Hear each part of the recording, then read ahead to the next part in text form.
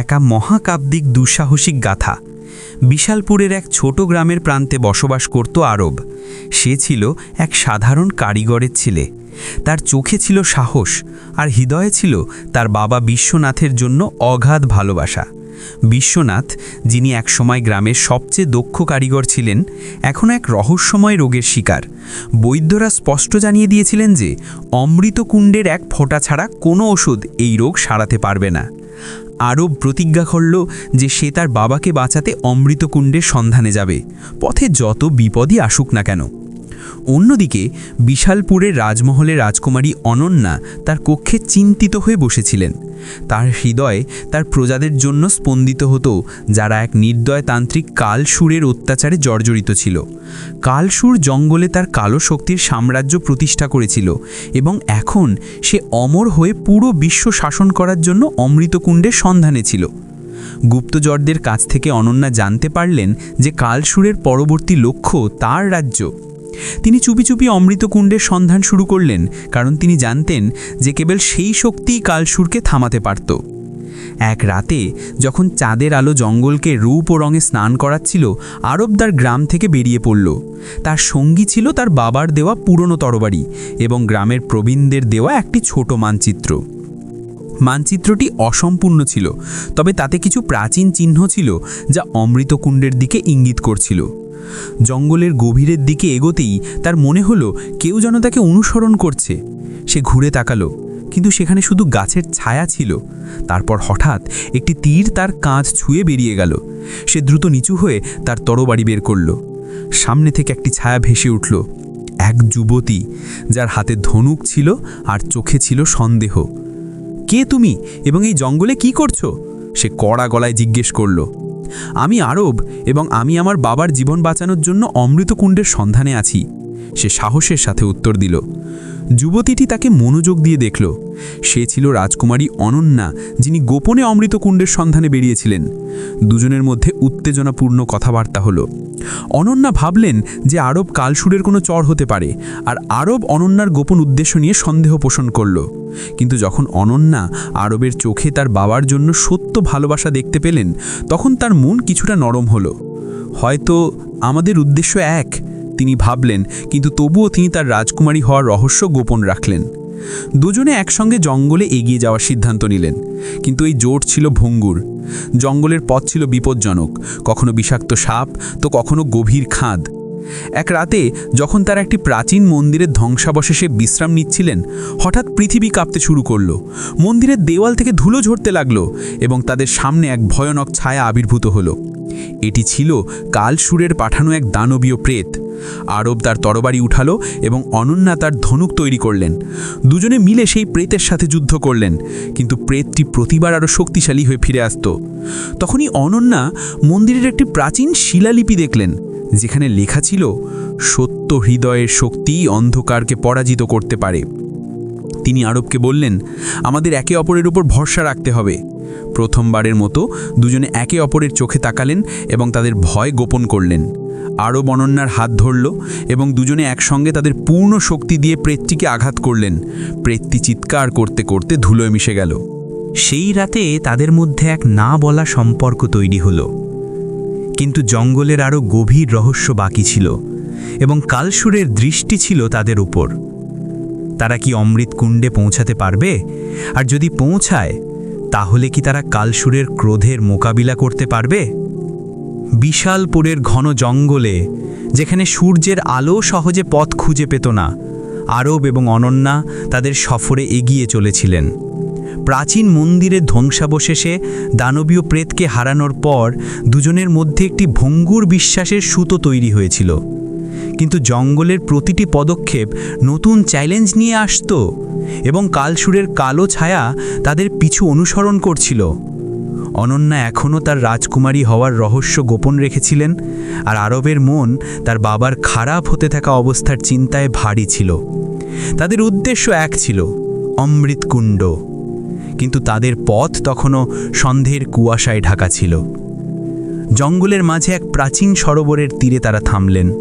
সরোবরের জল এত পরিষ্কার ছিল যে তাতে চাঁদনি ঝিকমিক করছিল। মানচিত্রের একটি অংশ পড়তে পড়তে অনন্যা বললেন, এই সরোবর অমৃতকুণ্ডের প্রথম দরজা হতে পারে। মানচিত্রে একটি ধাঁধা ছিল, যেই সত্যকে গ্রহণ করবে সেই জলের গভীরে পথ পাবে। আরব সরোবরের দিকে তাকালো। তার মন দ্বিধায় ছিল। সত্য এর মানে কি? সে জিজ্ঞাসা করল। অনন্যা তার দিকে তাকালেন এবং এক মুহূর্তের জন্য তার মন কেঁপে উঠল। তার কি আরবকে তার আসল পরিচয় বলে দেওয়া উচিত? কিন্তু তখনই সরোবরের জল ঢেউ খেলল এবং তার মধ্য থেকে এক প্রাচীন জলদেবীর মূর্তি ভেসে উঠল। তোমরা কে, যারা আমার জল স্পর্শ করতে এসেছ? জলদেবীর কণ্ঠস্বর প্রতিধ্বনিত হল। আরব সাহস জুগিয়ে বলল, আমি আরব এবং আমি আমার বাবার জীবন বাঁচানোর জন্য অমৃতকুণ্ডের সন্ধানে এসেছি। জলদেবী অনন্যার দিকে তাকালেন এবং বললেন, আর তুমি, তোমার সত্য কি? অনন্যার মুখ ফ্যাকাশে হয়ে গেল। তিনি জানতেন যে সত্য গোপন রাখলে এই দরজা খুলবে না। তিনি গভীর শ্বাস নিলেন এবং বললেন, আমি অনন্যা, বিশালপুরের রাজকুমারী। আমি আমার প্রজাদের কালসুরের আতঙ্ক থেকে রক্ষা করতে এসেছি। আরও অবাক হয়ে তার দিকে তাকালো। রাজকুমারী?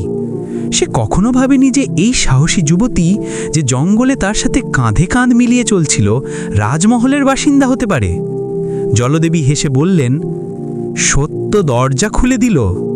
সরোবরের জল দুভাগে বিভক্ত হয়ে গেল এবং তার নিচে এক প্রাচীন গুহার পথ দেখা গেল। কিন্তু তার আরও এগিয়ে যাওয়ার আগেই বাতাসে এক ভয়ানক গর্জন প্রতিধ্বনিত হলো। কালসুর তাদের পথের সন্ধান পেয়ে গিয়েছিল। সে তার জাদু দিয়ে একটি বিশাল সাপ পাঠালো, যার চোখ আগুনের মতো জ্বলছিল। আরব এবং অনন্যা একে অপরের দিকে তাকালেন এবং কিছু না বলেই দুজনে যুদ্ধের জন্য প্রস্তুত হলেন। আরবের তরবারি এবং অনন্যার ধনুক একসঙ্গে ঝলসে উঠল।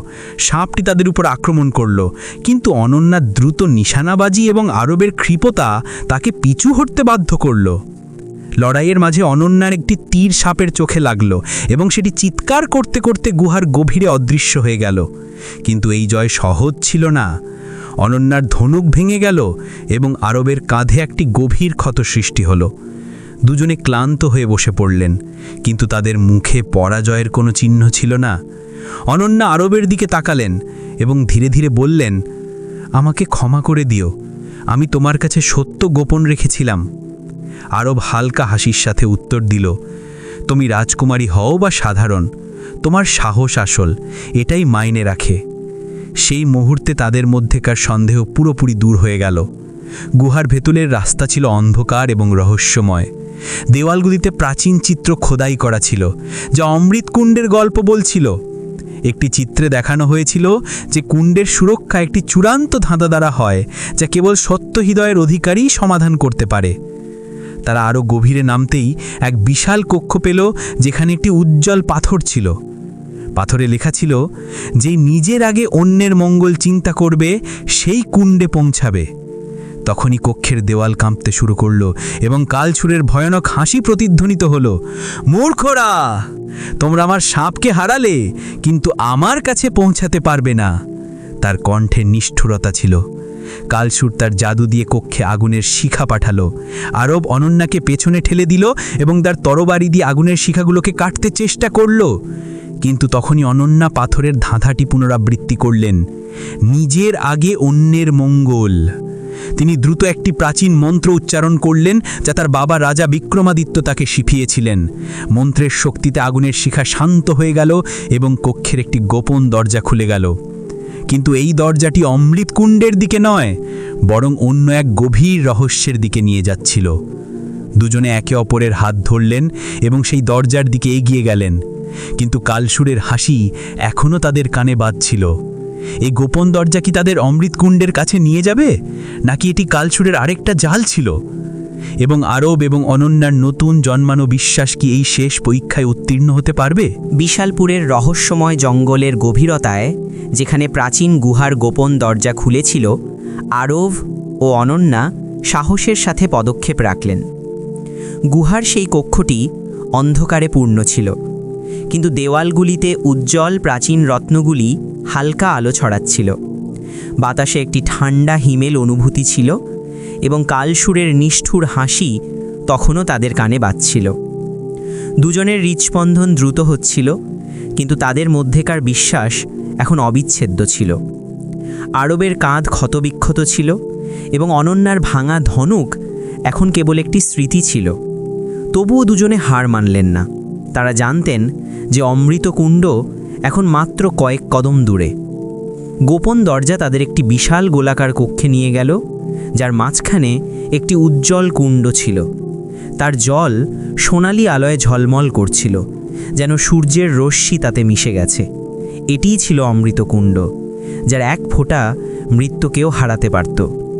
কিন্তু কুণ্ডের চারপাশে একটি রহস্যময় নীল আভা ছিল, যা কোনো প্রাচীন শক্তির সুরক্ষার ইঙ্গিত দিচ্ছিল। দেওয়ালগুলিতে খোদাই করা শিলালিপিতে লেখা ছিল, অমৃত কেবল সেই পাবে যে নিজের আগে বিশ্বের মঙ্গলকে বেছে নেবে। আরব এবং অনন্যা একে অপরের দিকে তাকালেন। তাদের মনে একটাই প্রশ্ন ছিল, তারা কি এই শেষ পরীক্ষায় উত্তীর্ণ হতে পারবে? তখনই কক্ষের ছাদ থেকে একটি কালো কুয়াশা নেমে এলো এবং তার মধ্য থেকে কালসুর আবির্ভূত হলো।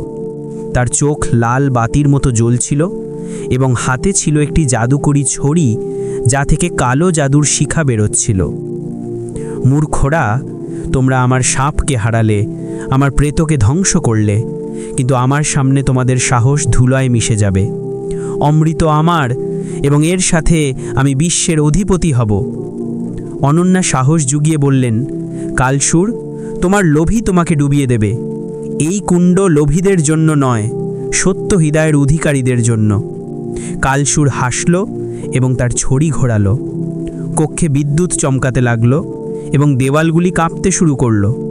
আরব তার তরবারি উঠালো, কিন্তু তার ক্ষত তাকে দুর্বল করে দিচ্ছিল। অনন্যা কাছে পড়ে থাকা একটি প্রাচীন ঢাল তুলে নিলেন এবং আরবকে বাঁচাতে তার সামনে এসে দাঁড়ালেন। কালসুর একটি শক্তিশালী জাদুকরি আঘাত করল, যা ঢালকে আঘাত করে তাকে চূর্ণ বিচূর্ণ করে দিল। অনন্যা মাটিতে পড়ে গেলেন, কিন্তু তার চোখে পরাজয়ের কোনো চিহ্ন ছিল না। আরব, কুণ্ডে পৌঁছাও, তিনি চিৎকার করে বললেন। আরবের হৃদয় কেঁপে উঠল। সে অনন্যাকে ছেড়ে এগিয়ে যেতে চাইল না, কিন্তু সে জানত যে এটাই তাদের শেষ আশা। সে কুণ্ডের দিকে দৌড়ালো, কিন্তু কালসুর তার জাদু দিয়ে একটি কালো দেওয়াল তৈরি করে দিল। তখনই অনন্যা মাটিতে পড়ে থাকা একটি প্রাচীন তীর দেখলেন, যা মন্দিরের ধ্বংসাবশেষ থেকে তাদের সাথে এসেছিল। তিনি শেষ শক্তি দিয়ে তীরটি উঠালেন এবং কালসুরের দিকে নিশানা করলেন। তীরটি সোজা কালসুরের ছড়িতে গিয়ে লাগল এবং তার জাদুকরী শক্তি ভেঙে গেল। কালো দেওয়ালটি অদৃশ্য হয়ে গেল এবং আরও কুণ্ডে পৌঁছে গেল। কিন্তু যেই সে কুণ্ড থেকে এক ফোঁটা নেবার চেষ্টা করল, নীল আভা তাকে থামিয়ে দিল। শিলালিপির পংক্তিগুলি আবার প্রতিধ্বনিত হলো, নিজের আগে বিশ্বের মঙ্গল। আরবের মন ভারী হয়ে গেল। সে তার বাবাকে বাঁচাতে চেয়েছিল, কিন্তু অনন্যার প্রজারাও বিপদে ছিল। সে অনন্যার দিকে তাকালো, যিনি তখনও কালসুরের মোকাবিলা করছিলেন। কালসুর আবার জাদু শুরু করল এবং এবার তার আঘাত আরও বিপজ্জনক ছিল। আরব একটি গভীর শ্বাস নিল এবং কুণ্ডের দিকে ঝুঁকল। সে এক ফোঁটা নিল এবং দ্রুত অনন্যার দিকে দৌড়ালো। অনন্যা, এটা নাও! সে ফোঁটাটি অনন্যার মুখে দিয়ে দিল। অনন্যার চোখ বিস্ময়ে বিস্ফোরিত হয়ে গেল। আরব, তুমি তোমার বাবার জন্য? সে কথা শেষ করতে পারল না। অনন্যার শক্তি ফিরে এলো। তিনি কালসুরের দিকে তাকালেন এবং একটি প্রাচীন মন্ত্র উচ্চারণ করলেন, যা তার রাজবংশের গোপন বিদ্যা ছিল। মন্ত্রের শক্তিতে কালসুরের কালো শক্তিগুলি ছিন্ন বিচ্ছিন্ন হয়ে গেল এবং সে চিৎকার করতে করতে এক কালো ধোঁয়ায় পরিণত হলো। কিন্তু অদৃশ্য হওয়ার সময় সে একটি শেষ অভিশাপ দিল, অমৃত কেবল একজনই পাবে। কুণ্ডের নীল আভা ধীরে ধীরে ম্লান হতে লাগলো এবং জল শুকিয়ে যেতে শুরু করলো। আরব অনন্যার দিকে তাকালো এবং যার চোখে জল ছিল। আমি আমার বাবার জন্য অমৃত ছেড়ে দিলাম, কিন্তু আমার কোনো অনুশোচনা নেই। তোমার প্রজানা নিরাপদ। অনন্যার হৃদয় ভরে গেল। তিনি কিছু বলতে চাইলেন, কিন্তু তখনই কুণ্ড থেকে একটি সোনালি আলো বের হলো। আকাশ থেকে একটি ঐশ্বর্গিক কণ্ঠস্বর প্রতিধ্বনিত হলো, সত্যিকারের ত্যাগ কখনো বৃথা যায় না। কুণ্ড থেকে আরও দুটি ফোঁটা আবির্ভূত হলো। একটি ফোঁটা আরব নিল এবং তার গ্রামের দিকে দৌড়ালো, যেখানে সে তার বাবাকে বাঁচালো। অন্য ফোঁটাটি অনন্যা তার প্রজাদের কুয়ায় ঢেলে দিলেন, যার ফলে পুরো রাজ্য রোগমুক্ত হলো। বিশাল পরে আনন্দের ঢেউ বয়ে গেল। কালসুরের আতঙ্ক শেষ হয়ে গিয়েছিল। আরব এবং অনন্যা একে অপরের হাত ধরলেন এবং তাদের মধ্যেকার প্রেম এখন কেবল বিশ্বাসের প্রতীক নয়, বরং এক গভীর বন্ধনের প্রতীক হয়ে উঠল। প্রজারা তাদের নিজেদের হিরো হিসাবে গ্রহণ করল এবং অমৃত কুণ্ডের গল্প একটি অনুপ্রেরণা হয়ে উঠল। এই গল্প শিক্ষা দিত যে সত্যিকারের ত্যাগ এবং বিশ্বাসই আসল অমরত্ব।